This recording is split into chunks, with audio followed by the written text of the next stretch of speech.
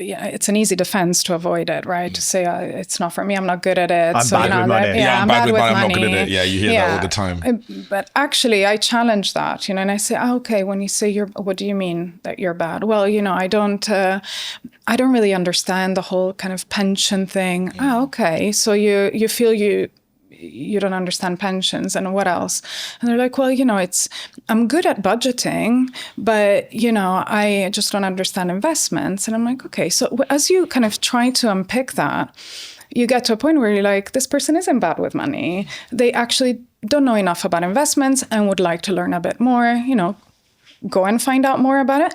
And that eases the anxiety. You can make it specific. It's not all vague and in the childhood. It's some of it is quite simple. If you allow yourself to ask some questions to yourself, or you can do that in conversation with somebody, but it's about, investigating what's behind this fear. What is it? Is it a fear that I'll lose everything? Is it a fear that I don't know enough about it? Where can I get that help? Who can I ask? Yeah, I think what your book made me realize was I can sit here and say to people, buy a global index fund inside of an ISA and do that for 20 to 30 years and you won't die poor, and you won't have the decision in retirement of should I eat or should I turn the heating on. But it won't take away the underlying issues that you manifest through money that are nothing about money. They're more about how you've been brought up, who you are, your own insecurities and what's happened to you in life. And maybe I was thinking more money would fix those things in me. But actually, I probably need to have a conversation with myself or with someone like you to dig that out.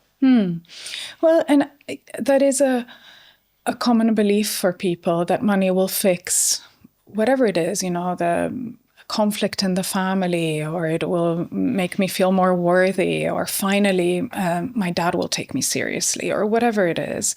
And then they find out that actually money didn't fulfill those promises, and they come to therapy to find out what will give them those things. How can those problems be addressed?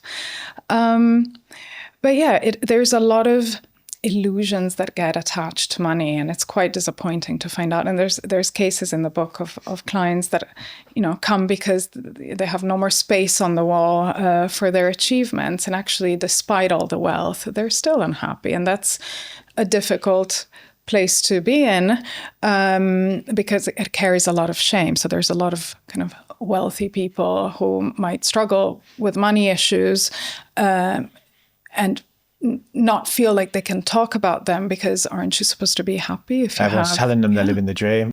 This is a clip from our episode with psychotherapist Vicky Raynor. If you want to watch the full episode, you just click right here.